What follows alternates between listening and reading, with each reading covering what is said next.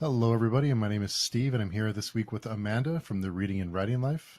Amanda, thanks for joining me this week. Thanks for having me. Yeah, glad you were able to come by and have a chat. Yeah, my dad's birthday is tomorrow, and I was planning to be visiting him, but we went earlier in the month, so I'm just going to call him on the phone instead.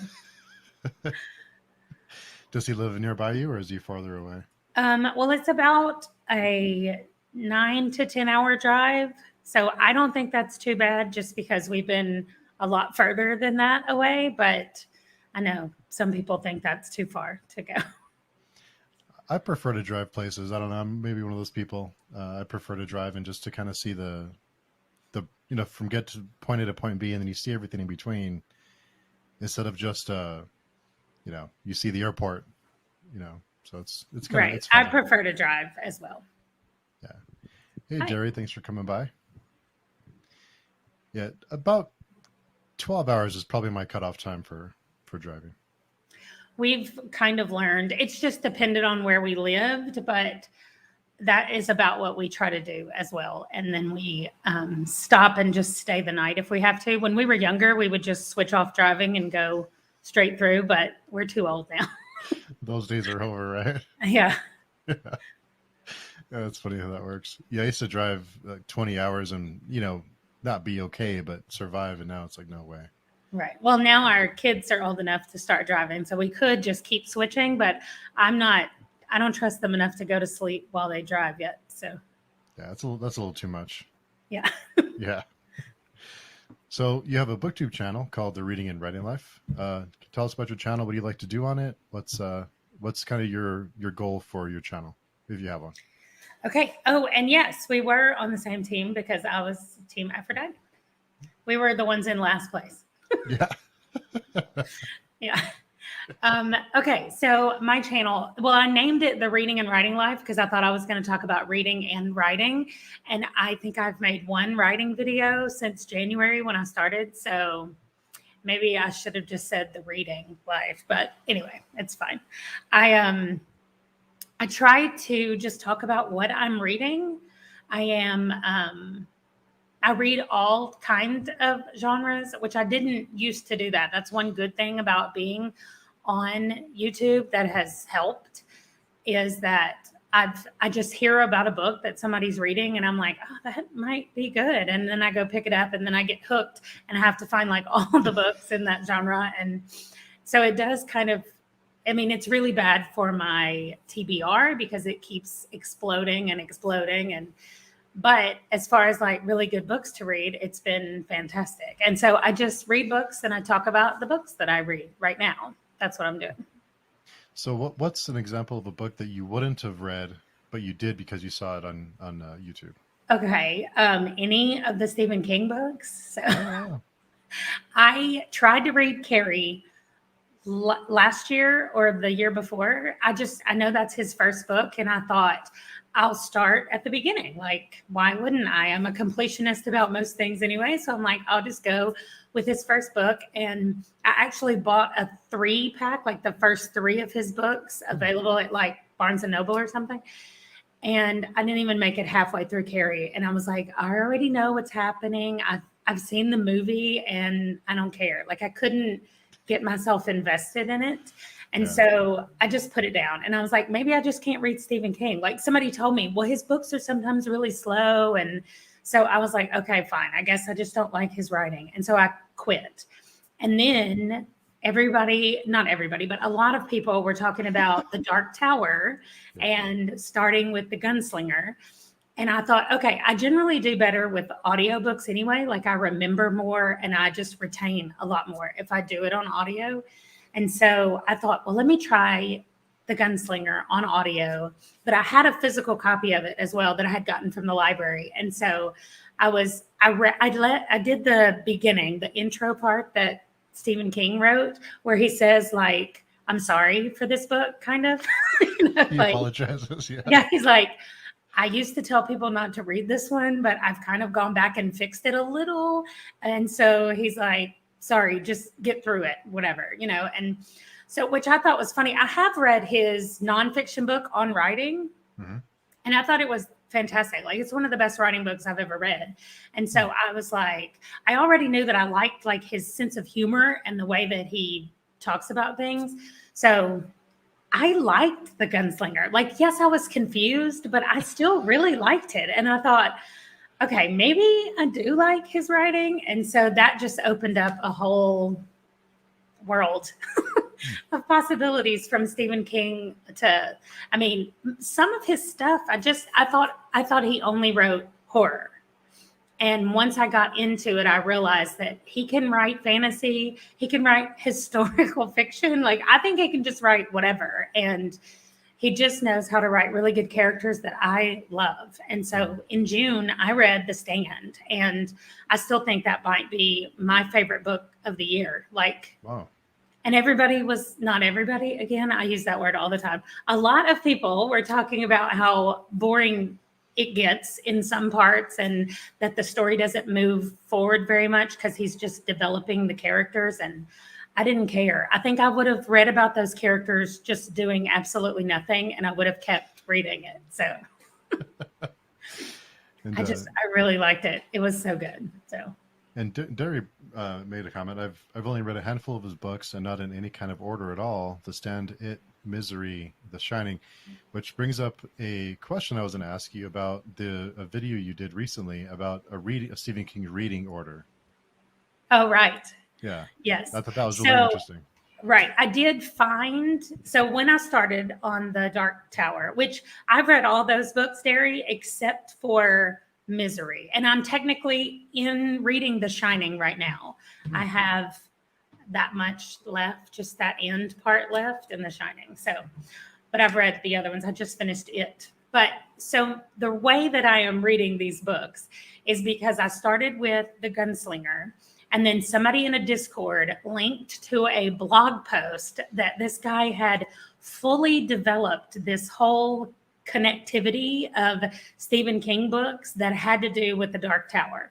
And so he had like 3 levels of reading that he suggested for you to like get all the connections in there. And so I immediately knew the last one was not for me. Like it had like short stories and news articles, and it was just so intricate. I was like, no, I'm not reading like 200 articles or whatever to get me here. But the middle one seemed like it was a lot, but not overwhelming. And so I was like, okay, I'm going to try that one. And so that's like, I don't even remember. I think it was like 36 or 37 things. And they're not all books. They're short stories and books. And then some novellas, although, I mean, Stephen King calls a 250-page book a novella. Yeah. I'm like, this is a regular book for regular people, just not you. Yeah. So that's what I've been doing. And so The Shining is outside of that because I'm doing a readathon in October. And one of the prompts was to read a book from the year you were born. And so I literally just Googled, I'm old, so I'm going to say I was born in 1977, and I Googled it, and the very first book was The Shining, and I was like, okay, I know that I like Stephen King. Yeah. My kids are getting into scary movies, so we just watched The Shining. I had already seen it, but they hadn't, so we had just watched it not too long ago, and I thought, okay, like I know what happens in the story, I'll just read it, and it's not my favorite, but I think it's because, again, I already know what's going to happen, and I can't reread books. I can't at all reread books because I get bored. Yeah. I'm like, I need something new. And so since I already know what's happening, it's really hard. It was the same thing that happened with It. Like I knew what was happening or going to happen. And so that one was harder for me to get through as well. But anyway, It was on the list. So The Shining is the only one that I've kind of jumped off the list. So yeah, it's funny you mention that because I cannot read a book once I watch the movie, because I started It and I was like halfway through, and then the movie came out and I was really impatient. I wanted to see it, so I watched the movie and I did not like the movie. So then I tried to go back to the book and I couldn't do it anymore. I just gave up.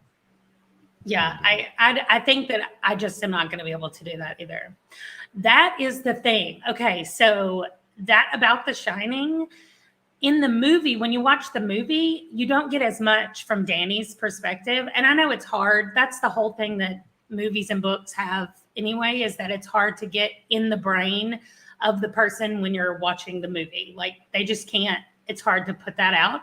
But the book had so much of it is from Danny's point of view. And I just did not get that feeling from the movie like I get from the book. Like it is way more of the little boy, and it is so much scarier and worse. Just like she's saying, like it's so much worse in the book as far as it is. But I understand Jack a lot more, like the dad. I understand him more in the book than I did watching the movie. Like I think I don't know, it's so different to me.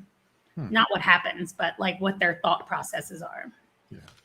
And Northwest Reader is here, and I have her shining bookmark I was using it for House of Leaves. It feels kind of wrong, but nice. Nice.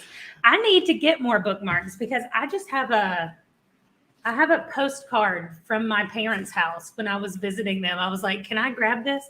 So that's what I have in here. So, thank you. I was going to say, that's not old. Right. My brother was born in 71 and he's old. So that's fine. Yeah. He's old. Yeah. That's funny. So are you going to stick to the reading order of? I am. The next book is The Drawing of the Three. And so I have them. And not only that, so my husband had read It, and that was the only Stephen King book that he had read. And I convinced him to try The Gunslinger. And I was like, I think you should read through this list. And so he did it, and he would just be like, what am I reading right now? Yeah. I know, just make it through this book.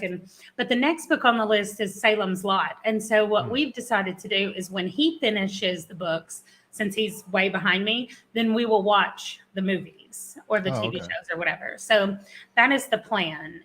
He's going to read, he's almost finished with Salem's Lot, and then we'll watch the whatever it is. I don't know if some of them are movies and some of them are miniseries, but whatever it is, we'll watch. But yeah. So yes, I'm continuing in the next one. After The Shining, I'm going to read The Drawing of the Three. Which is actual. Yeah. That was pretty good.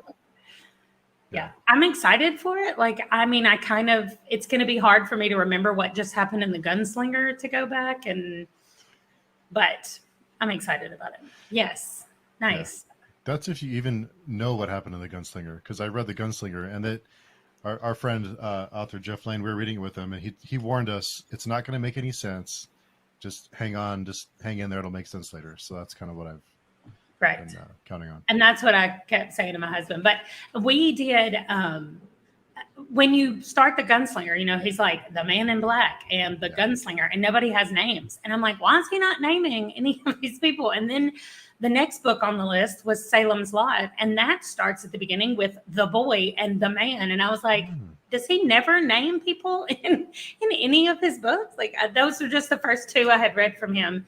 And I was like, we need names for people. So anyway, but it's been better with my husband reading it. And I can say, oh, so he said this in The Gunslinger. Do you remember? And he's like, kind of. So it's just been good that the two of us are kind of reading it where we can talk about it. So yeah, that really helps out. And after we talked about, we came back and we had a meetup for The Drawing of the Three and The Gunslinger, and it made a lot more sense after we had a chance to talk about it.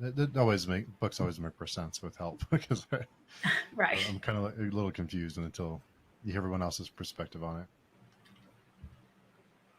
And Darius says, oh, that's a good plan. You get the depth of the books with the jump scares of the movies. Nice. Yeah, I spend a lot of time on my phone when I'm watching scary movies so that I don't have to get scared. I'm not good with scary movies, but all the people in my house love them. And so when we have family movie night, I get to use my phone. So, I agree with that for sure. Yeah. So are there any good horror movies you watched lately with family movie night that you actually didn't use your phone, or you at least watched more than use your phone? Well, no, because so my kids are 17 and almost 15, the ones that are at home. And they have not seen any of my 1980s and 90s like scary movies. So they've been binging like all the Friday the 13th and all the Nightmare on Elm Streets. And have to watch those with them. I mean, I've already seen most of them anyway, but I want them to watch like Pet Cemetery and Misery, like the movies that I remember scaring me to death when I was little. I want them to watch those. And we haven't made it that far. We have to rotate who picks the movie. Oh, that's So fun. usually when they pick, it's something like, I don't know, The Blob or The Thing or whatever. And then finally it makes its way around to me. And I usually pick something funny because I'm tired of all of the scary stuff. So yes, The Thing. That was my 14-year-old picked that the last time he picked movies. So we'll see. It's supposed to be this 17-year-old's pick tonight, and I don't know what he's picking yet. So we'll see. Oh wow. I wonder what I'd be curious to hear what he's picking. Yeah, he watched. I don't know. He watches really weird ones. Like there was one called "The Man Who Killed Hitler and Bigfoot." Like that's the title. That's the title of the scary movie. And he watched it with one of his friends and he was like, this was the most hilarious scary movie I've ever seen. So I'm like, okay, but I don't know. They haven't seen like Night of the Living Dead or like any of those. And so The Man Who Killed Hitler and Bigfoot. right. Okay, I have to watch that now. Right. Yeah. My 14-year-old just spent the last couple of weeks with my parents and our daughter picked him up. She's in college and they spent the whole day watching Chucky movies, like a Chucky marathon. So he came home talking about Chucky, and I was like, no, like I've seen all or at least I've seen the first one. That's all I need to see. So I just don't do well. No, what is that? Cornetto? The Cornetto Trilogy. Have you seen the Cornetto Trilogy? I haven't heard of that one. Let us know, Derry. What is that trilogy? I have to look that up. Yeah, I've never heard of that. Yeah, our 16-year-old is picked Dune to watch tonight. So I'm trying to make myself wait and watch it after I at least read the first book, or I know I'm not going to want to read the book after I watch the movie. So I saw the size of that book and I thought, I'll watch the movie. I'm good. I did read The Stand and It, so I'm not worried about big books, but I don't know. I've heard mixed things about it. I have seen Shaun of the Dead, but not the others. Yeah, Hot Fuzz is pretty good. I haven't seen it World's End, though. Hi, Ursi. Yeah. Ursi just did a review for Nocturne, one of my favorite books of the year. So I was happy to see that. I've got it on my list because of the two of you, but we'll see when I get there. It was a good one. Yes. Yeah. Shaun of the Dead. My kids need to watch Shaun of the Dead. Yeah. And Hot Fuzz is the funniest police procedural. I mean, I would assume based on that name that it had something to do with the police, but. Yeah. So other than Stephen King books lately, because it sounds like you've been busy with Stephen King, but what else have you been reading? Right. Well, so I have been reading more mysteries in general and horror also. And Stephen King kind of led to Stephen Graham Jones. So that started a whole like horror thing with him. And I started a thing, I got it from David Wiley, who did this author catalog thing where he spun. He asked for suggestions and then he spun and he said he would read everything in their catalog. And then if he set some kind of milestone and he was like, if I get this, then I'll spin for 2. And I was like, okay, I'm going to do exactly the same thing. And so I had like 75 subscribers or something. And I said, if I get to 100 in the next 3 weeks before I spin this, I'll do 2 authors. Well, I don't know if other people just wanted to be mean or whatever. So I hit like 100 the day I was spinning it. And I was like, okay, so I got Stephen Graham Jones as one of my authors. And then the other one is Tamara Pierce, who apparently was writing books when I was in high school and I had no idea about it. But so she is a fantasy writer and I'm absolutely loving her books also. But then I started reading Stephen Graham Jones. And the first thing I read was the short story collection that I told you about when you were starting your thing. Yeah. So that was my introduction to Stephen Graham Jones. And then I got Mapping the Interior, which is also a short story, but it's like by itself. So it's not part of a collection. And then I moved to his books. And so now I've been reading more of the actual books, but I try to just read one a month from him, although this month I read The Only Good Indians and Zombie Bake Off. And so I did too. But the short story collection is when I really thought, maybe I should read more short stories. Like, I really like these. And especially the one I recommended to you, that's the first one in the book. And I was sitting, this is so funny because I was sitting at McDonald's waiting on them to bring our food out. And I thought, well, I'm just going to open this book and start on this thing. Well, I made my kid sit there with me while I finished that story because I was like, I can't drive away yet. I have to keep reading this, which it took like 15 minutes. It's not that long, and then I told him all about it on the way home. I was like, you're not going to believe what this story was about. And so anyway, it was really good. And that's when whenever I recommended it to you, I told my kids, I was like, there's a guy and he's reading short stories. And I told him to read this story. Wow. Yeah. So everybody in my house knows about Father, Son, and Holy Rabbit because it is crazy. That was quite the story. I'm not sure if I should thank you or not for that one. I know, right? No, it's really, really good. The end. Did not see that coming. Yeah. Well, and then right after that, I read his, one of his mystery. It's just a straight mystery, like kind of a detective novel. And it's called Not for Nothing, I think. And it is told in second person point of view, which has been a while since I've read one like that. It took me a second to kind of get my head wrapped around it. And then I noticed that he did the same thing with The Only Good Indians. Like, it's all told in third person, except when you're the killer. And then the killer's point of view is in second person. And so I was like, oh, that's really cool how he did that. So I have been pleasantly surprised with every one of his books. Hi. Nice. Hey, Saf. And Darius says, family bonding book style. I know. The problem is, though, they won't read a book if I ask them. If I tell them that it's a great book and they should read it, they're not going to read it. They're teenage boys, so no. But I can tell them about the stories, and they really like that. So maybe I'm hoping eventually they'll pick it up. Maybe short stories, because it's not a big time investment. So right. Well, and one of them reads a lot of. He's the guy that does Cthulhu. Oh, Lovecraft? Yes. One of them does read a lot of Lovecraft's short stories. Oh, wow. So. Hey, Juan, thanks for coming by. Saying hello. And you mentioned when you launched your channel, you thought about doing reading and writing. So do you write? When did you start writing? What do you like to write?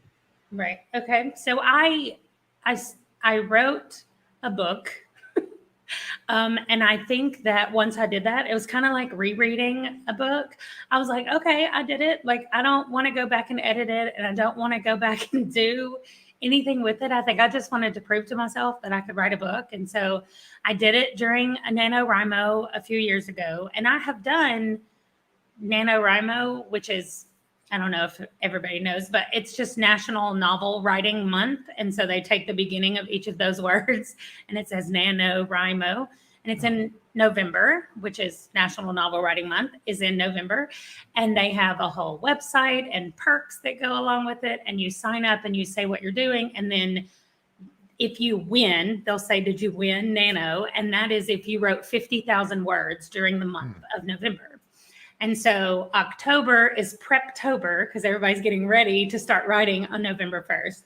And so it's just a whole thing. And so I've done it in years past, and I've just written like journal entries or random things that I thought about. And I just counted every single word that I wrote to get to 50,000. And so, but writing an actual book, I did it once and I was like, okay, I did it and I'm done. And I even sent it to some people that wanted to read. Well, it ends on a cliffhanger. And so I've had so many people write back and be like, no, you can't stop right here. And I'll say, well, I'll just tell you what's going to happen. I don't want to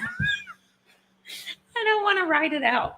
So I'm not a great writer of long form stuff. I do write a lot of short stories. And I just decided that they were just going to be for me to just like do when I wanted to do that. And as far as when I've been doing that, when I was a little kid, I would ask my mother, like, give me a topic. And whatever she told me, I would just go in my room and write a story about it. So, I mean, as far back as I can remember, I have always been a writer. And I do have a degree in English that I don't use in my job. But I mean, I guess I use it in other things. And I have edited and proofread a lot of people's assignments. My husband has been in school a really long time, and his last doctoral paper that he had to turn in, he said, "Can you proofread this?" I'm like, "Sure." So I've done that a lot, which I guess justifies the degree. But yeah, I don't know. I've always liked reading and writing. I haven't always liked reading. That's not true, but I have always liked writing. Do any of us use our degrees? No, I don't think so. Yeah. It's wild, isn't it? My 17-year-old is trying to decide. And I'm like, please don't decide right now when you're 17, because who knows what you're going to be doing. Like, nobody does what they think they're going to do at 17. No, definitely not. And you change your mind a few times too. Right. Yeah. Oh, bye, Derry. Derry, thanks for dropping by, Derry. So you mentioned your book. So what is your book about? What's the synopsis? Non-spoiler. Okay, non-spoiler review. So we can read it.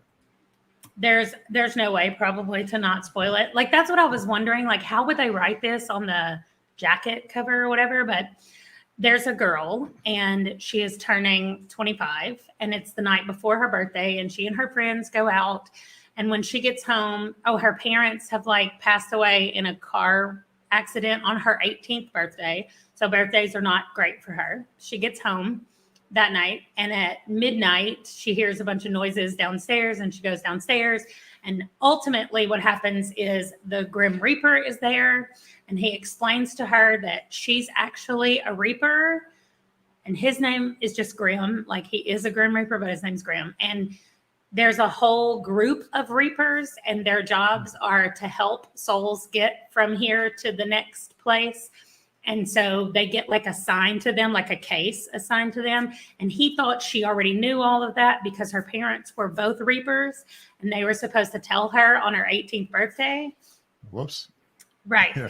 Well, and so anyway, there's all different kinds of things, but she meets all the rest of the Reapers. She gets assigned a case, which is like an old lady. And so the old lady is like trying to do something mean to her daughter-in-law before she crosses over to the other side.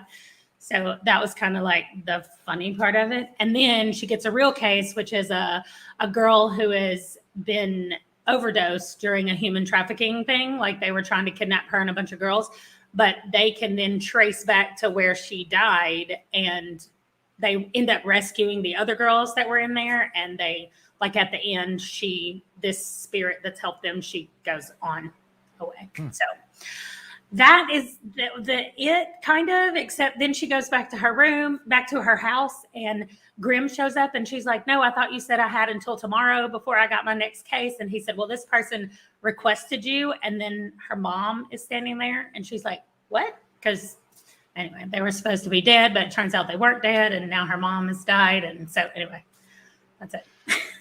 But it just ends like with her mom standing there. And then book 2 was going to be she and her mom were going to go rescue her dad, who was still being held. But anyway. So you don't ever think about writing the follow-up to it? No? No, I just keep thinking about all the other steps. Like, the first book is up to like the second draft. But then I think, I've got to read that again. And like, I need to edit it because I've barely described the main character, like physically what she looks like.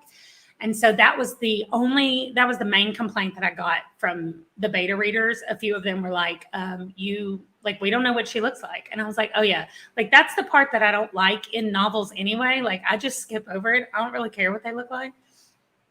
So that apparently is the part that I don't want to write either. And so I need to go back and do that. There's other things that I need to fix. It's all told from her point of view.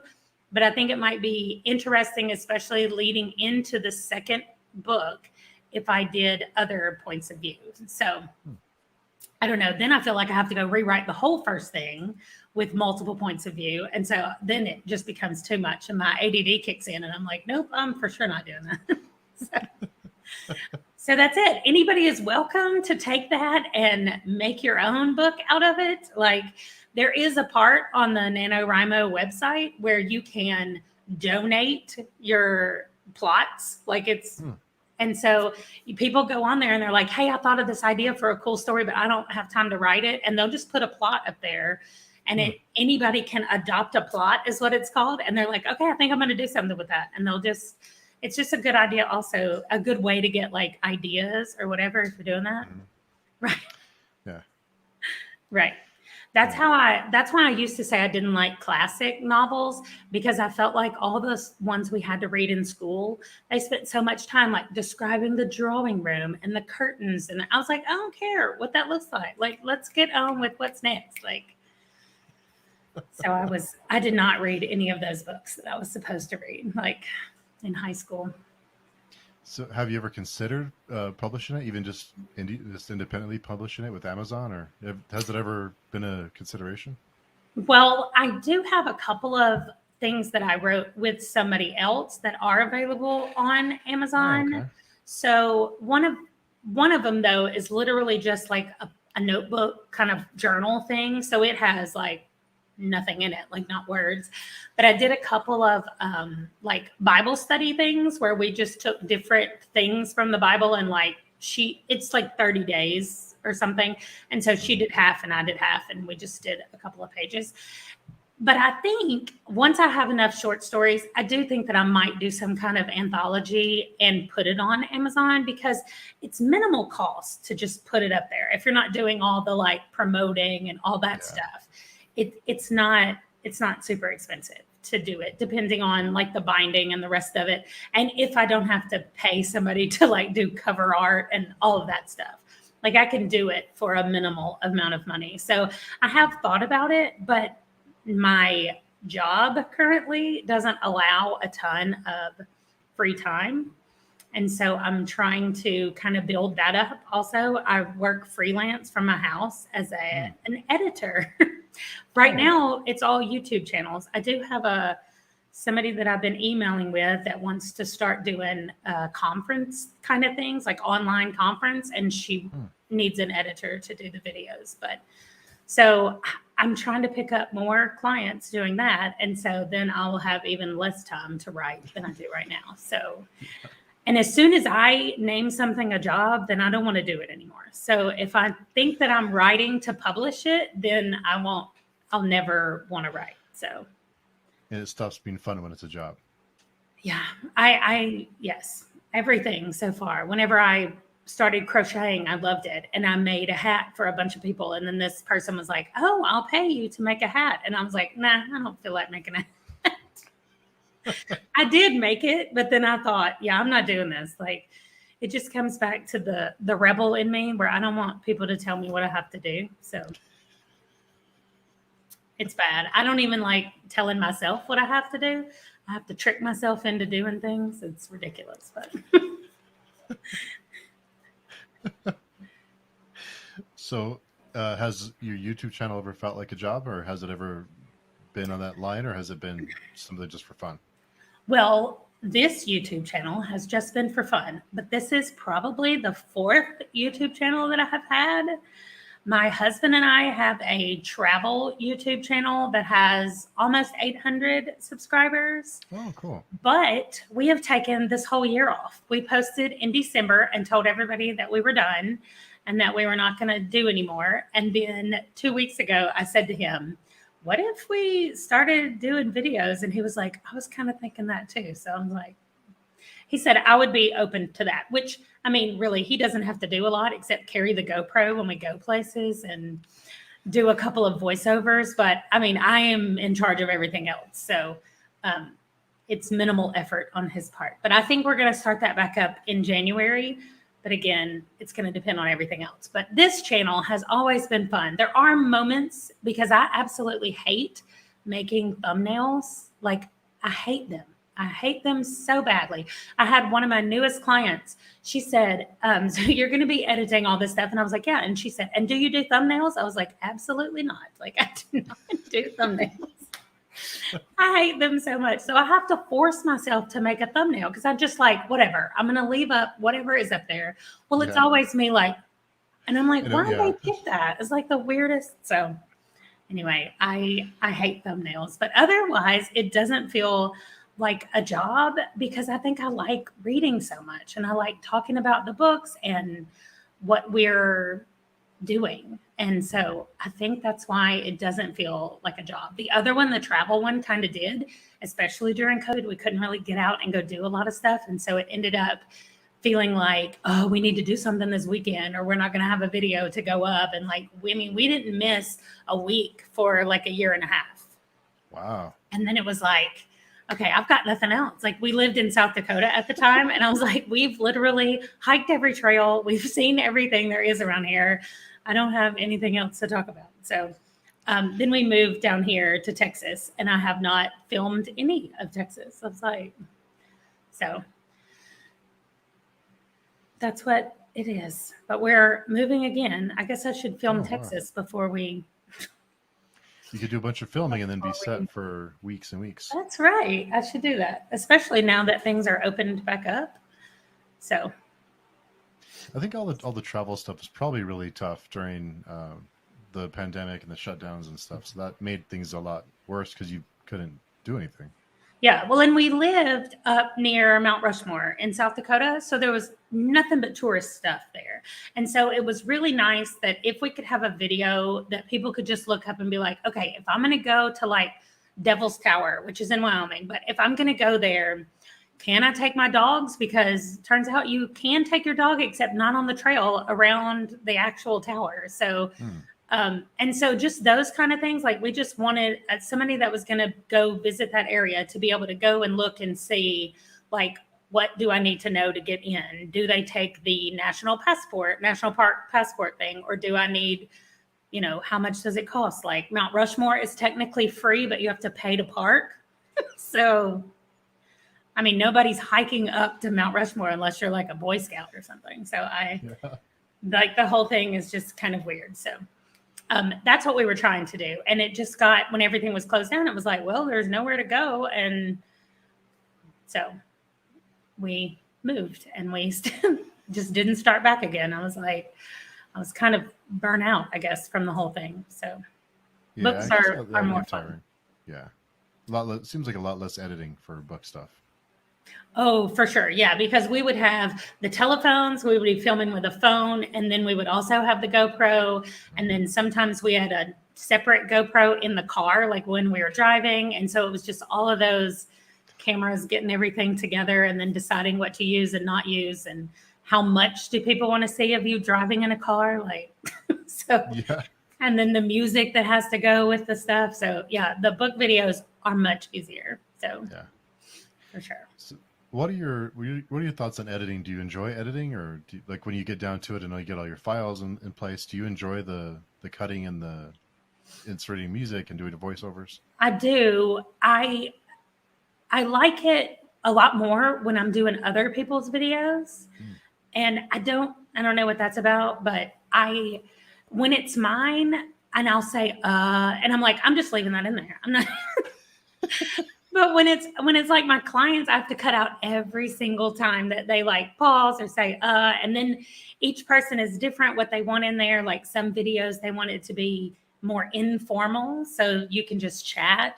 And then some videos, they are like sitting in a certain spot and they want things to be said on this side of them. And so it just depends on what kind of video I'm editing. I do have one client who does a top-down film of a book, and then she talks. And so then I have to take the clips from the top down and insert them where she's talking and then have them come back. And that one is annoying to me because it's a bunch of little clips that I have to overlay just in the right spot when she's talking about that thing. And so those videos kind of annoy me, but for the most part, I don't like having to pick music. I think some people can pick just the right music for like to be playing in the background for whatever they're doing. And I feel like I'm horrible about that. Like, I'm like, I guess this works. I don't, I'm just not good at it. And so I don't like trying to pick it out. I always make my clients pick their own music.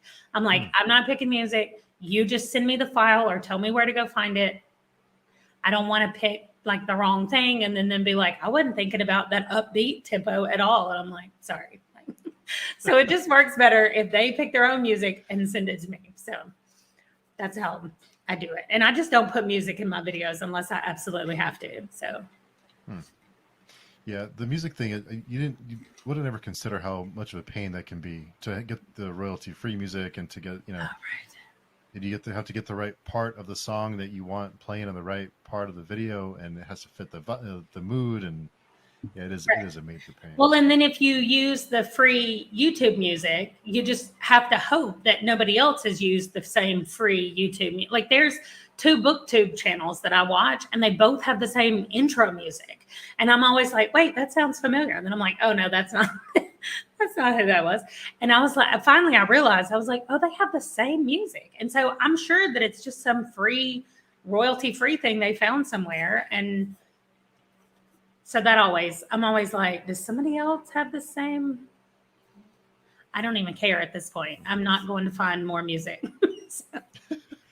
Yeah, and then because I've gone through I don't know how many music files just to find the right one, and a lot of them are just really annoying, or just you listen to 2 or 3 seconds and you go to the next one just because it just doesn't seem right. It just doesn't feel right. Right. I try to think about what I do when I'm watching videos, and especially if we're talking about like those travel videos where people are like walking and playing music, I just hit fast forward because most of the time I'm watching it at my desk on my computer, and I just skip that. I'm like, I'm glad that you went to the park, but I'm here to hear about what you read, or I'm here to, whatever. And I know that I'm completely opposite because there is a booktuber that does vlogs, and they're like long, like 45 minutes to an hour. And she's got a lot of subscribers. And she said in one of her videos, like, I know that you guys don't even think it's a vlog if it's less than 30 minutes. And I'm like, who has enough time to just sit and watch? Like, I'm like, no, I just need to know about books. And so I will just skip. And so I try not to put that in my videos unless I feel like that's what the point is. There are a few people that I watch, and they'll have like a 10-minute reading time in the middle of their video. And they're like, read with me. And so it'll just be them. You can see them like reading their book and just music playing for like 5 or 10 minutes. And then they come back and continue going. And that I think has a point. But if it's just, I don't know, in there as filler or something, because apparently there is an audience for that, but it's not me. Yeah, they can get pretty long, and those must be just a pain to edit when they're 40, 45 minutes long, and all, it's a lot of, it's like making a cup of coffee and going for a jog, or it's just like a lot of, that must be just really that must be very time consuming to edit that. One of my clients does a weekly vlog. And so every Monday she kicks it off, and every Friday she ends it. And she doesn't film on the weekends. And so then I get it on Friday afternoon, and I have to have it back to her by Monday afternoon. And so I can work on it on the weekend if I want, or I can wait till Monday. Well, if she did a lot of stuff, I'm like, dude, this video is 45 minutes long. And so she has started uploading every day so that I can work on it a little bit every day. And I did hear from another person who does those weekly vlogs. And that's what she does, is she edits a little bit as she goes along so that you're not just sitting down and trying to edit the whole thing. But I do always watch back through the videos from start to finish when I'm done before I export, just because I want to make sure I didn't miss anything and everything is in there correctly. And so that is the most time consuming, I think, of the whole thing, because I can't even do anything else while that's happening, because I need to be looking at the screen to make sure nothing weird is happening. So it's not like I can just listen to it while I'm making a grocery list or whatever. I've got to be staring at it. And so that, when it's a really long video, that is the most time consuming part for me, is watching the whole thing through. So for really long vlog styles like that, for really long videos, do they tell you that I want a shot of? So they upload every day. Do they tell you I want this included, or do you make the determination and decide for yourself what should be included? Well, for the most part, so the one that I have that does that, my other clients don't do the vlog style stuff, but she will start the video and then she'll say to me, like, Amanda, I'm thinking that I'm going to do this and then I'll film B-roll for this after I'm done. But first, I'm going to talk about what I'm going to do, and then we'll put the B-roll in. And then she'll be like, okay, here we go. And then she'll start her thing. And so that's what she has started doing, because at first we were trying to like send docs like with notes in there shared on the Google Drive or whatever, or she would send a text message. And I was just like, just start talking to me at the front of the thing, because I'm not going to want to go find my phone and be like, what did she say about clip number 4 on this thing? So it's just much easier if she just says into the thing. And I've been working with her for about a year. And so at this point, I kind of know what she wants and what she doesn't want. And, or I'll put something out there and because I load it directly to her YouTube channel. And then she goes in and does all of the description and the thumbnail and all that stuff to like finalize, and she schedules it to post. So I just upload it for her. And so she will go in and watch it, and then she'll message me and be like, okay, next time, like, I don't want that kind of font. And I'm like, okay. And I just make a note about it. And then the next time I just use a different font. And usually I'll send it to her, like a picture, a screenshot or whatever. And I'll say, how about this font? And like, she also has a little clip at the beginning with music in it. And so I always send her that before I export it and just say, anything in here that you want me to take out or add in or whatever. It's like a 5-second little thing at the front. And then, so she views that ahead of time. I try to do as much approval ahead of time, because once you export it and then upload it, any changes that I make, I have to re-export and re-upload. And so I try to get as much approval ahead of time as I can. So, but she's been fantastic. Like I said, it's been almost a year. I mean, we're about to do our first real test because she's participating in Vlogmas, which means she's going to do a video a day in December. Vlogmas? Yes, that's what it's called, Vlogmas. Oh, right on. That's cool. 1 video a day in December, and I'm going to be editing all of those. So this is going to be the most that we have done. And thankfully, none of the rest of my clients even have anything due in December. And I'm trying to pre-film all of my videos for December so that all of my stuff is done and I don't have to worry about it. So we will see if I can even survive to Christmas. I'll probably be like a zombie myself by Christmas, but I think it'll be fine. It's a busy time. So what are your plans for your channel for December? I'm going to keep it like it is. I'm switching up a lot of stuff. Like I used to do weekly wrap-ups, but I read a lot of books. Like I just finished book number 300 for the year.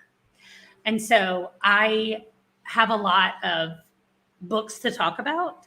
And so I'm dividing them up. So my Stephen Graham Jones books are just going to be, hey, Lana. What is her daughter's nippers? Just my daughter's nippers, but saw you both on this live. Want to say hi. I'm not sure. I'm assuming like a party. I'm assuming a party. I'm going to say party. Well, we need you to explain. We don't understand. You read so much. So much. Oh, surf life-saving. Life-saving. I was way off. It's called nippers. How cool is that, though? Yeah. I learned a new word tonight as well.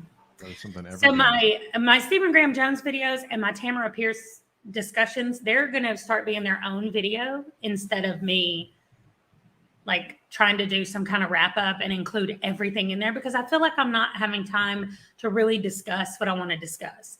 And also I've found that doing those smaller chunks actually helps the editing go faster because I'm reading them. They're called Little Nippers. That is adorable. Oh, of course. It's an Australian thing. Yeah. That's cool. I'm going to start saying it. Although I'm in Middle Texas and there's no oceans near me. or any reason to surf or need life-saving surfing, but because I thought it was like her diaper. I thought it was like a birthday party or I was something. thinking like Knickers from that's with a K though. Yeah. Huh. Well, Anyway, that's cool. Knickers. Yeah. So It's got yeah, a permanent that's what I'm vocabulary. going to do going forward. And that's what it's going to be like in December. And I am, because I was inspired by you, I am about to start reading a poem or a short story every day for a year. Now I'm Wow. not making a video about it every day. Okay. I'm just going to do a monthly check-in and be like, here's all the poems that I read this month, and here's, whatever.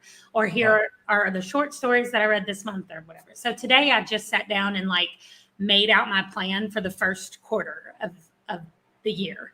So I did order a bunch of poetry and Aussie speak is a whole other language. yeah, I think that it is too.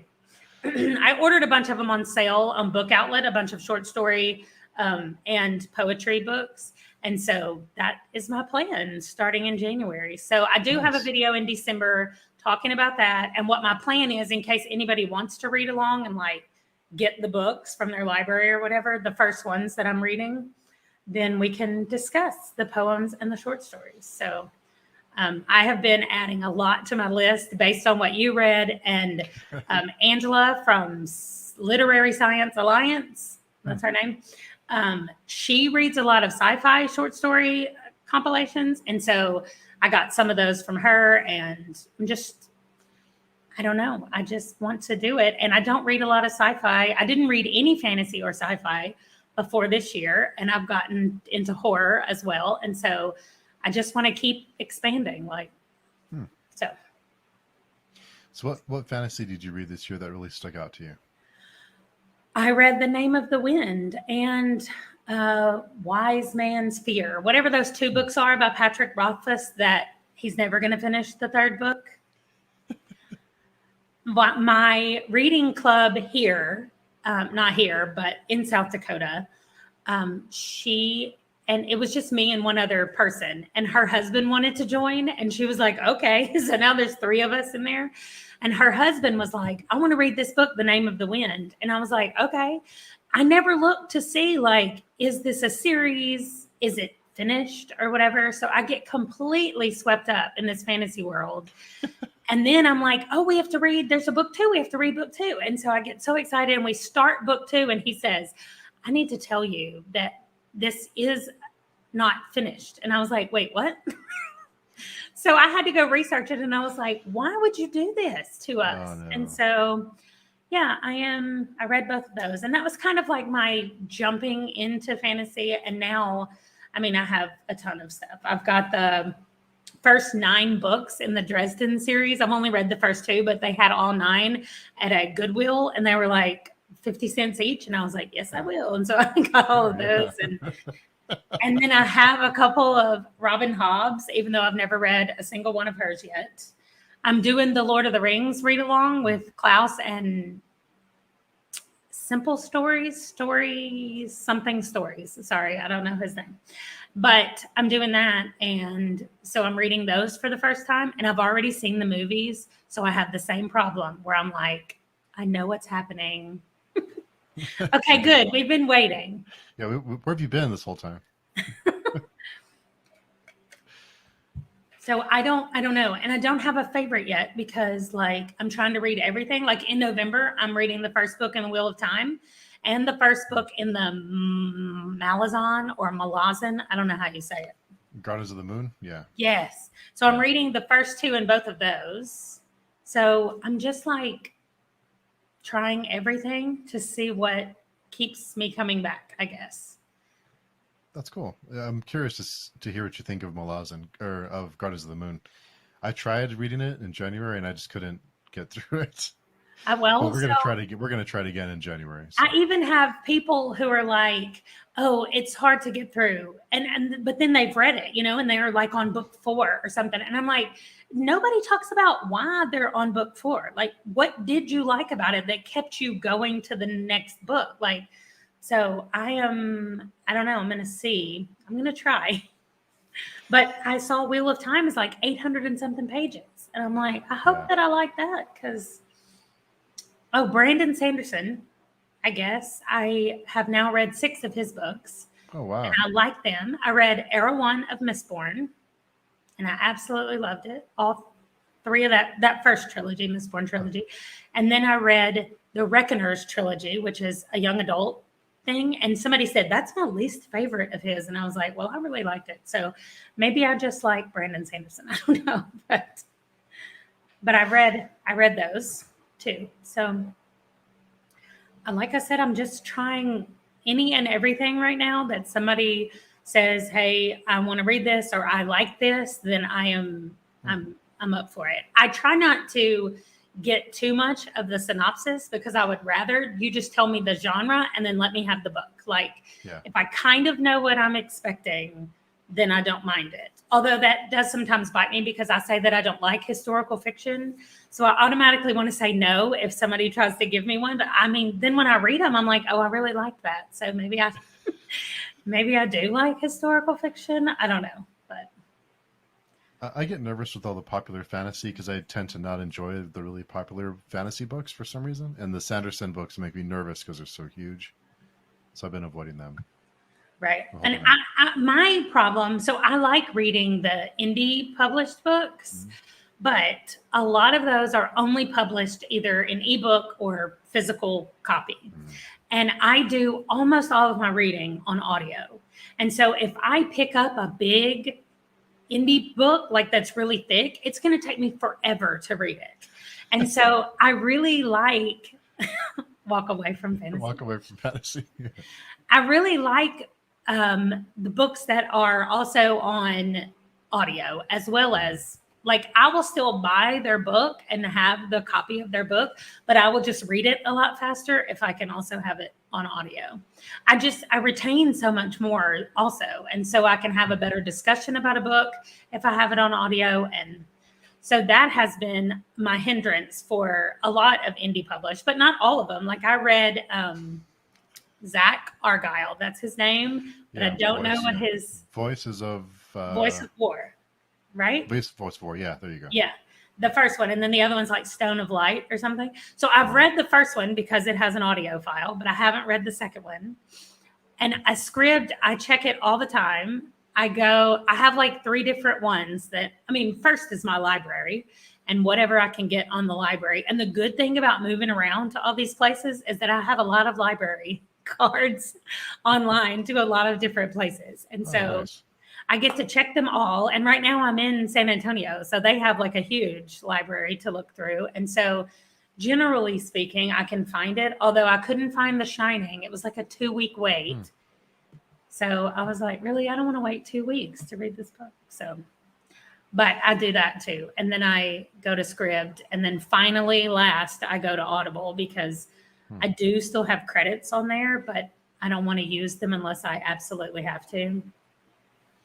That's right. And I'm not a resident of Texas, but you can also get the New York City card and the San Francisco card by paying a yearly fee. You could get both of those and you don't have to live there. You can just get access to their online libraries. Really? Yes. So, and there's other places too. Those are just the 2 biggest ones is New York City and San Francisco. But there are other libraries. You just have to search like online library card. And you do, like I said, you do have to pay a yearly fee, but then you get access to all their stuff. And it's not outrageous. It's some places like $40 for the whole year, but then you have their whole catalog. So and I would like to be a resident of Texas, but I'm not yet. And since we're about to leave Texas, I'm not going to do that. We are wherever the military sends us. And so we will be in Alabama next year, and that's only for 1 year. And then who knows where we will be after that 1 year in Alabama. But hopefully I'll still be here on YouTube talking about books. Hopefully so, yeah.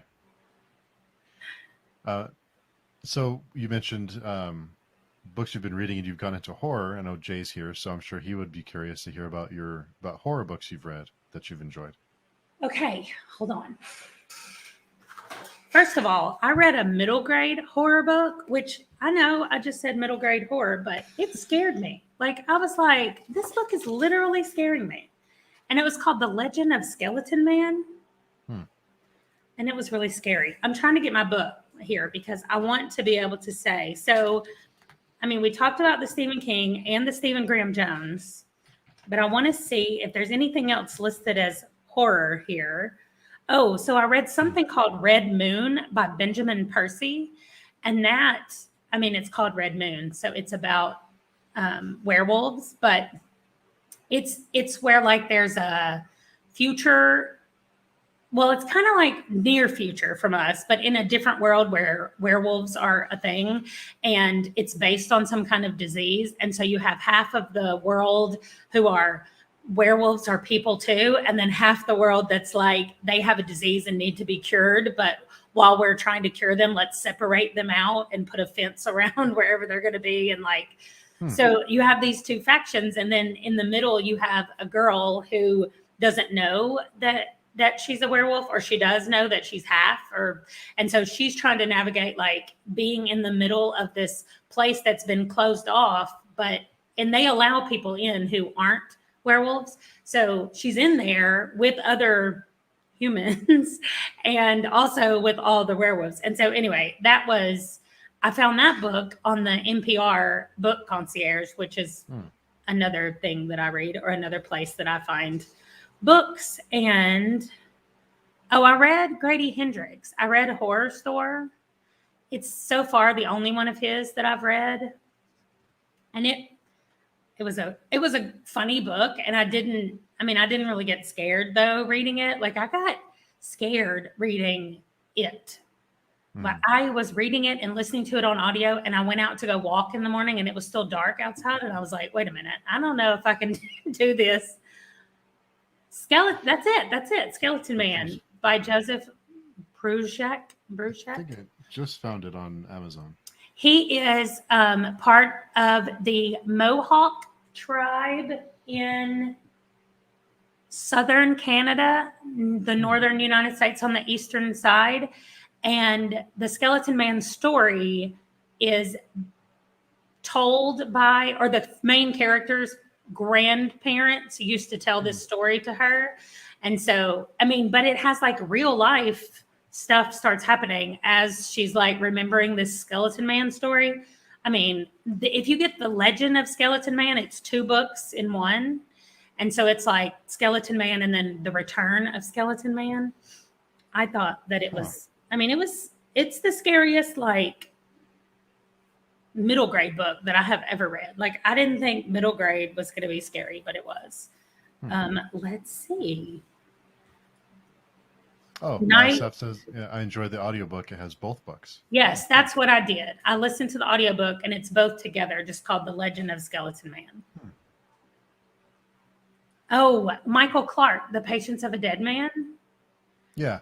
I read that one. And that one took me a long time to start because everybody kept talking about how scary it was. And I thought, I don't know if I can do this because, like I said, I'm such a wimp about watching scary movies that I thought maybe I can't read these scary books. I thought it was fantastic. Like, it was so intricate, and it's based on dates back in the 70s. And so it would be like Friday, April the 2nd. And I was like, this dude had to do so much research to figure out like what day of the week it was in 1972 in April. Like, but the whole story, it's like a giant mystery puzzle that these people are trying to unlock about what happened in this house and why it's being haunted, and who's the benevolent ghost and who is the malevolent ghost, and you know what did it all mean back at the beginning. And this is just the first book. I haven't read the other 2, but they are on their way to me from a friend of mine who got all 3 of. Well, I gave her the first book to read, and then she got the other 2, and now she said, I'm sending you the other 2 books. So they're on their way. Read now, sleep later. Ashley, yeah. So I think Ashley just read Patience of a Dead Man, if I'm not mistaken. I think she just read that recently. I read it in August. And it was really good. I really liked it. I'm just trying to see like what my horror books are. since I'm just getting started. Let's see. Yeah. I liked the Stephen King short story called The Mist. Well, he calls it a short story. It's still a couple of hundred pages. Yeah, there we go. Yeah. I loved it too. I was just talking about the research that had to go into figuring out all those dates. And there are so many times when I was like, he could just Google that. And then I was like, oh, no, he can't. It's the 70s. But there were so many times where I was like, Google. And I was like, oh, no, never mind. He can't Google. But I think more stories are based in the past because now it's too easy. And like in horror movies, if you get stuck somewhere, you pick up your phone and you call, or they have some kind of workaround to where everyone's phone batteries die, or there's bad service for everyone. So it's interesting. right. And that's the thing with The Shining. Like right now, like they're literally trapped in all the snow. And first they had a phone line, then the phones were down, and then they had the radio, and now the radio's been trashed. And so it's like they have no way to communicate with the outside world. It just makes it more scary in general. Yeah. Doing it like that. So my wife Brandy says that's exactly how I am too. Whenever we watch a scary movie, we have to watch like a episode of Curb Your Enthusiasm or something before we go to bed, because she's a little palate cleanser before we go to sleep. I do the same thing. I have been so my newest Stephen King video that just came out is crocheting with Stephen King, because I've been crocheting a blanket and reading, but I can only read Stephen King when I'm crocheting. And so that was kind of holding me accountable to do the crocheting and to finish it. And so I had to make myself stop at like 7:00 at night, and I can't do any more after 7, or when I get in the bed, I'm like, there's a clown in this room somewhere. Like I just start seeing everything. So I'm like, no, I can't do any of that. So just crochet a hat for him, and he'll be a happy clown after he. Right? No. Yeah. I don't even know what Steven Universe is. Steven Universe. Yeah. What is Steven Universe? And I did watch, like, I've seen 2 episodes of The Simpsons, I think, in my whole life. I might be the only person that's not watched The Simpsons, but I just always have like a fluffy book checked out of the library on audio. And that's what I read. Like when I'm getting ready for bed at night, I listen to that. And yeah, that's what I do all the time with my audiobooks. So I've got 2 weddings next year, one of my friends and my daughter's, and I need to make a blanket for both of their weddings. And so that's the way to hold myself accountable to get the work done. So. Yeah, I've been promised a blanket for my wife for many, many years, and I'm still waiting for a blanket. Well, she can crochet, and maybe that's the secret. Is just Stephen King. That's what was needed the whole time. Right. Yeah. Well, it's good that you're expanding what you like to read and opening up to different kind of genres. Ashley says it's a show about a half alien, half human boy who's trying to find his place in the universe.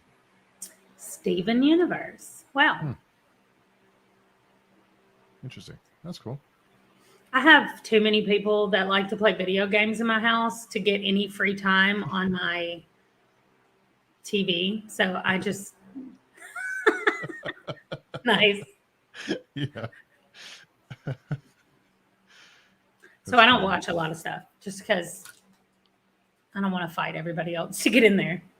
Yeah. Yes, there you go. Dishes only happen every day until your children are old enough, and then they take care of it. So, yeah, hopefully that's the goal, right? There you go. Life goals, yeah. Well, when I finish the 2 wedding blankets, you're not getting married, so you don't get a blanket. But no, it's that. Yeah, I was married many, many moons ago. I'm still waiting. Right. It's my wife isn't amused. We have a new hashtag. Yeah, exactly. When you do a lot of editing for your clients and for your own channel, what software do you use to edit? I'm having a software issue right now. I use Filmora Pro, there's a Filmora 9 or something that's free. And I used that for a while. And then when I started like needing more stuff when I was editing for other people and I needed the quality to be better, I switched to the Pro version, which looks a lot like, if you've seen Premiere Pro, how that looks with the different windows and all of that stuff around there. It's the same kind of setup, but I think Premiere Pro has a few more like auto things that are easier than what I have in Filmora. And right now, something happens when I use the front facing camera on my phone, and then I load it up to Filmora and everything looks normal. I can watch the whole thing and I export it. And then once I export it, it's like messed up. Like half the screen is on there and the other half is, I was like, what is happening right now? And I know that it has to do with the file quality of the recording, which you can tell I don't have the new iPhone with all the cameras back there. And I tried to tell my husband that I needed it for this reason because my thing is messing up. And I'm like, I just need a new phone with the better cameras. For work. Yeah, that's not working so far. But when I film with the back camera, the quality is better and it doesn't do that. So that's why I think that it's some kind of quality issue. But other than that, I love the software. I've learned a lot of the shortcuts about it. And like, I feel like it's a lot, I can edit things a lot faster now that I understand it and I know what I can do with it. And it can do anything that I need it to do. And anything that I want to take the time to learn how to do, I can do. And so that's one of the things that I told my clients is like, let me know if you see another video where something's happening and you're like, hey, I want my title to do that or my thing to do that. And I can figure it out, even if I don't know how to do it. But so that is the plan anyway, going forward with anything that I need to learn, I will just learn. But as far as the software, I like it fine if I could just figure that out. But for right now, like I have to either get the GoPro and record, which sometimes looks fish-eyed if I don't change the setting on it right. And then, or I just have to use this webcam and record sitting right here, which is the sunroom in my house, which has no air and no heat. And so those are my options. And I really wish I could use my phone to film a lot. So yeah. Ashley had a question. I was wondering what else you've read in the horror genre that you really enjoyed. Okay, so I've only been reading horror since, we'll say June, I guess. So it's only been a few months, but I have read a lot of Stephen King. I have read a lot of Stephen Graham Jones. And what else I read The Patience of a Dead Man, but I haven't read the other two. I don't even know a lot more horror. I have a lot more on my list than what I have read yet. And I don't know, sometimes I think something is horror and it's just listed as like thriller or something. And I'm like, well, it scared me. So I don't know. But so I don't know that I have anybody else, but I am always open for new suggestions and I've been trying a lot of mysteries, and sometimes I get cozy mystery things, some of those books occasionally. But so I don't know. I just have been trying to get in, and I guess I don't have enough books yet to start. But I have a lot on my list. I think I'm just making my way there. So there's a lot of books out there. Oh my gosh. In Texas, it's so dumb. Like it's so dumb. I'm like, I don't know why people live here on purpose. It's hot all the time. Like all the time. And I complained about Texas. So now they're sending me to Alabama. I was like, how is that fair? Like, anyway. I mean, I'm originally from Arkansas. I should understand this heat, but okay. Reincarnate. Oh, yeah. I added a lot of the books that you talked about. Cool. But I mean, my list has 800 and something books on it. So oh, wow. It's going to take me a while, but okay. Yeah. And Ashley did do a video review on that one too. Okay. Oh, Arkansas. I lived there for 21 years, and now I've not lived there for 23 years. So that's okay. I'm still counting it. Yeah, you still have to count it. We were actually looking at places to relocate for a while, and that was one of the places on our list is Arkansas. Well, anytime somebody says something, you can tell me, Ashley, what part of Arkansas, but everybody's like, oh, I've been to Fayetteville, or oh, I've been to Hot Springs. And I'm like, okay, well, I'm from the Mississippi River side and the Louisiana side, like all the way down at the bottom and all the way over to the east. And there's nothing there but rice fields and cotton. That was my very first job, was working in a cotton field when I was a teenager. Like, that's all there is down there where I am. There's no rolling hills, although it is forest, like it's woods, and I feel like woods is my place. Yeah. I just went through my TBR. It wasn't really my TBR, so I have a list of what I call old authors, and it's just people that I have read. There you go. I grew up near Melbourne. Okay, I went to school, my first year, I went to school in Conway at UCA. That was a long time ago. It looks from your picture like probably the year you were born is when I went to college. There you go. Picking onions. Oh my gosh, I hate onions. I cannot imagine. And I didn't have to pick the cotton. My job was to scout the cotton. So this is such a dumb job to give to a teenager, by the way, because like it was horrible. My job, I had to go out there at 5:00 in the morning. I had a certain number of fields that I had to check, and they gave me a sheet to go out there, and it's called a shake sheet. This is hilarious. A shake sheet.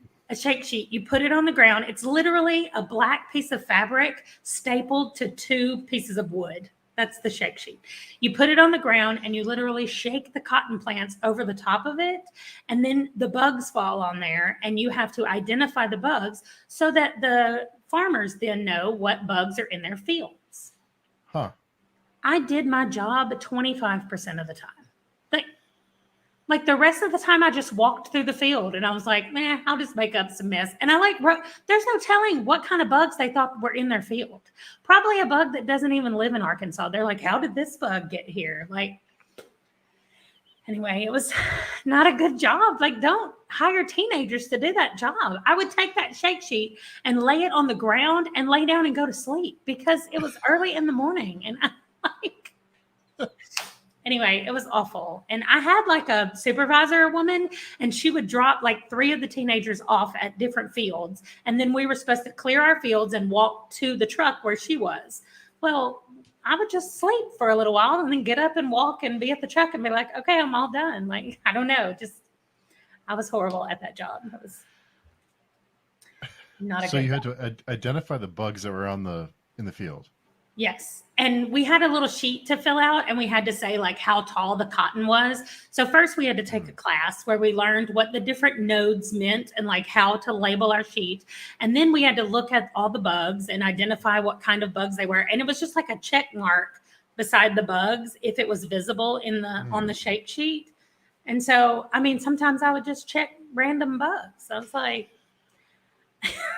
just didn't even, it never occurred to me that this had like real life consequences for like a farmer paying money for some kind of pesticide or something that I was responsible for him putting on these crops because I just wanted to sleep.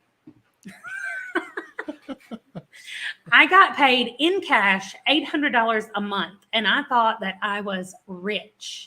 Yeah. I was 18 years old, living at home with my parents, and I was like, give me that cash.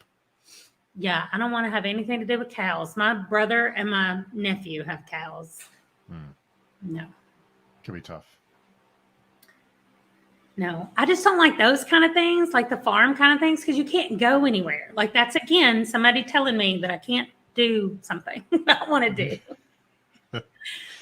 Like you can't leave. You got farm work and somebody has to feed the cows. So you can't just go.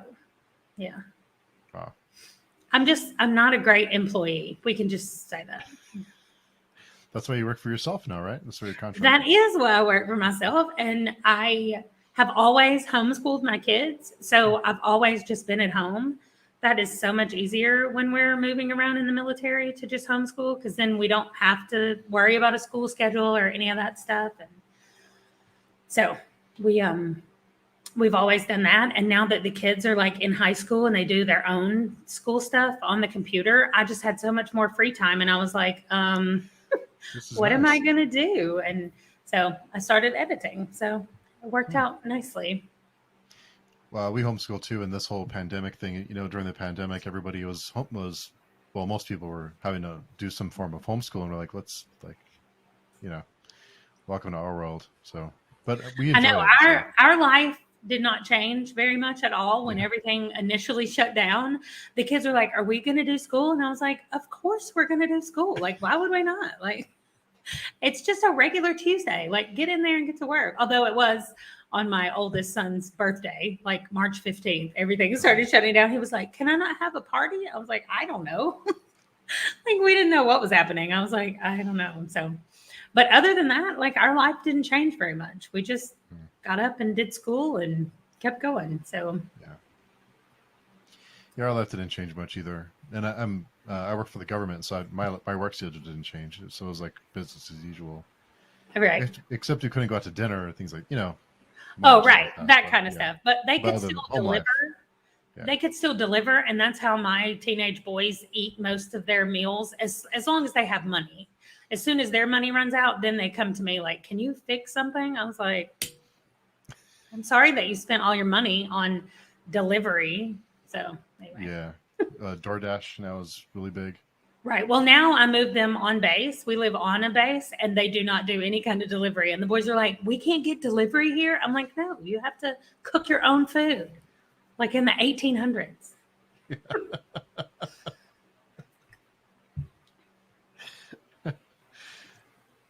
So for your clients doing a lot of editing, what have you learned that you've implemented for your own channel?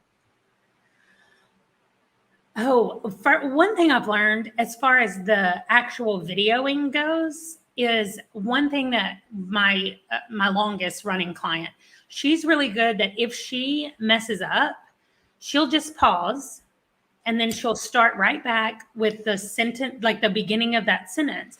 And it's so much easier for me to clip that in than what I would do, which is where I would just kind of stammer around and try to catch what I was saying. And then when I tried to edit that, I was like, I don't even know how to cut this and like make it be a sentence. And so I do the same thing now when I'm recording and I mess up, I just stop and I go back to the beginning of the sentence instead of like trying to just fix that one word that I messed up on or whatever. And so I've learned that as far as like making the video. And then also if I think of something while I'm filming that I want to do in the edit, I'll just say it to myself. Like right here, I want to do this, because by the time it gets there, if I make a note on a sticky note somewhere, that's gone. And so if it's in the video, then so it's like I'm talking to my own editor being like, here's what I want to do right here. And so I've learned those things I've started doing, but not really. We're on a really small base right now because in San Antonio, there are like 4 bases between the Army and the Air Force. And so we happen to be at Randolph, which is the smallest one, I think, here. And so it's not bad, but also the commissary also is not bad, but we have HEBs everywhere. And so their produce and everything is always better than the commissary.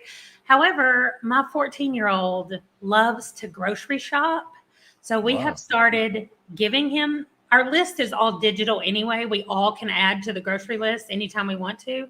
So he just takes his phone with the grocery list on it. We drop him off. He shops. He calls me when he's done and I go pay for it and pick him up. It is amazing. So what is your secret? How did you manage to do that? I have no idea, because my other 2 kids, there's no way they would have done that. For sure they wouldn't have done that. But he went one day, he likes it because he can put his headphones on, he listens to music, and and I have everything laid out in the app. It's laid out by aisle. So on this aisle you're getting these things. And I did that when we first moved here, like set it all up. And so one day he just said, I'll go with you. And I was like, okay. And so he went shopping with me. And after that, he said, could I come by myself? And I was like, you can only get what's on this list. And he was like, okay, I will. So we pay him. Well, my husband pays him in snacks. He's like, you can get $10 worth of whatever you want from the store. And so he goes, okay, the app is called, and it's not free, but it's like $12 for the whole year. And it is called Plan to Eat. And you can put recipes on it. And if you say like, I want to eat these 3 meals, then you move them over and plan days. And then when you go to your shopping list, those ingredients are automatically over there. And so that's how we do it. And then you can put a staples list, which is, the things that you buy all the time. And so he goes shopping on Tuesday mornings. I think it's Tuesday. I don't even remember now. So Monday night, we all go in the kitchen. Everybody in the family has to meet in the kitchen, and he has his app out, and he's like, okay, to his brother, do you need any bagel bites? And he like goes down the list of everything on the list. And then he makes himself little notes. Like I sent him a picture of the coffee, the cold brew coffee that I wanted. And so he wrote "see picture" in there. So he like makes himself little notes, and then he goes and buys everything. Well, when I get there to pick him up, he'll be like, well, I couldn't find whatever. And so I'll go with him where I know it's supposed to be. And maybe they just don't have it, or he didn't know where to look or whatever. But for the most part, it's all done. And it is fantastic. And it's cheaper than a grocery pickup service. So I'm like, yeah, we're going to keep doing this. So, wow. But there's no trick. I have no idea, because the other two would for sure not have done it. No. Oh, well done. That's great. He just likes it. I don't know why. I know. I like HEB too. My kids went to Six Flags. There's no reason for me to go pay money. I'm not getting on a roller coaster, so I will not. I'm with you there. Yeah, I don't do that. I'm good. Yeah, I'm good with the roller coasters.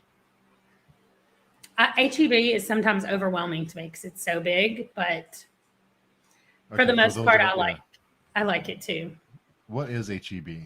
It is just a Texas-based grocery store, but it's like a super Target on even more super. Like it's when there's one here that when you walk through it, it has like a department store up front, and it has like, it's just the biggest grocery store you could probably imagine. And they're not all huge, but the one here, my friend said, I'm going to take you to my favorite HEB. I was just overwhelmed. I was like, listen, I just need like 3 options of food, not 72 options. Yeah. Okay. It's an HEB plus no, that's too much. Sounds fancy.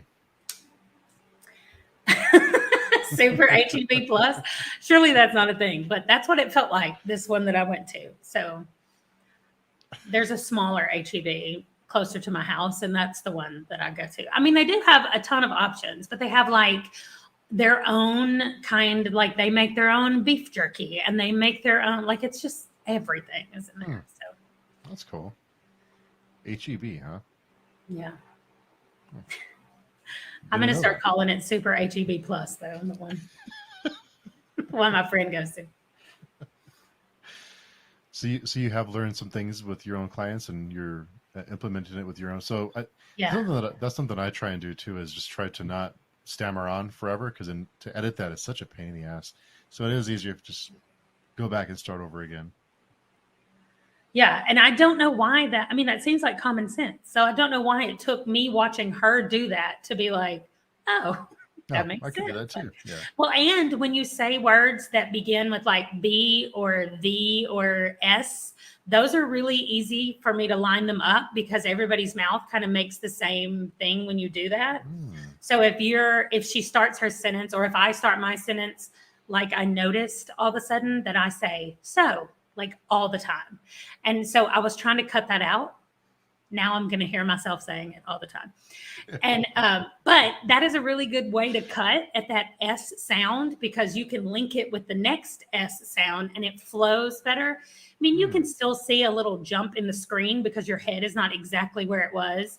But if somebody's just listening to it, they can't hear that there's a skip in there. And so I think playing around with some of those things has been what I've learned the most about it. And being able to pop things up and have things get bigger and smaller and zoom in and out, like those kind of things took me a while to get, but now I feel like it's just easy to do those things. So I would rather pop a picture of a book up than hold the book up while I'm talking about it. Yeah. Well, and it's annoying to me because people will hold the book up and they're covering up like the author. I'm like, I can't see what that says under your hand. Can you move? So I just pop the picture up. I'm like, that's better than me holding it anyway. So yeah, I've noticed that too. I try not to do that, and then I end up doing it all the time. I have to try to pause it because most of the time I'm trying to write that book down so that I can go back and read it. And so I'm trying to pause it when their hand like slides a little bit. I'm like, wait, who's that? What is that? So I just don't do it. I'm like, I'll just put the picture up. It's a pain. It's something. It's funny you notice all the weird things you do and all the weird noises you make when you're editing your videos. Like, do I sound like? Am I that annoying? Do I make those weird sounds and? Right. Apparently, I make like a popping sound with my mouth before I speak. I'm like, why am I doing that? What is that noise? Like, I don't do that all the time. And then my dogs are constantly interrupting because this room is nothing but windows. And one of them hates squirrels and one of them hates people. Well, there's always either a person or a squirrel somewhere around that they can see, and they just lose their mind. So I have to try to close all the blinds, and then I feel like I'm in a cave. So I can't satisfy me and the dogs at the same time. So I've just started bringing them into the video. I'm like, well, Django would like to join us right now because he will not stop barking at the person walking by or whatever. So yeah, the dogs are funny. Yeah, my neighbor's dog hates my channel. I don't know. My dog will be sleeping in this dog bed right beside me, and I will start talking to the camera, and he gets up, and he's like, I'm like, why are you whining? You were just sleeping until I started speaking. And it was like he thought, oh, you're talking to somebody that's not me? No, I'm not having it. And so he would start freaking out. I'm going to ruin your time. I know. I was like, I have to start over. And if I leave the door open where the dogs can go in and out, this is an Air Force base and the planes fly all the time. And so as soon as I get the dogs quiet, a plane will fly over. And I'm like, oh, the airplanes are so loud. So I can't ever find like a time in between the dogs and the planes where it's just quiet. So it's funny all the things you notice when you start editing videos. And I'm sure you notice a lot of it too, since you do a lot of editing. But all the weird little quirks people have. Yes. And then I always wonder about pauses because when I'm talking to somebody, I just have natural pauses. But when you're making a video, you're like, do I leave that in or cut that a little bit shorter? Like, I don't ever, like I second guess those pauses all the time. And then I don't want it to be too slow, but I naturally talk fast anyway. So then I'll worry that it's going to end up being too fast and it's going to sound like I'm never stopping. Like it's just going.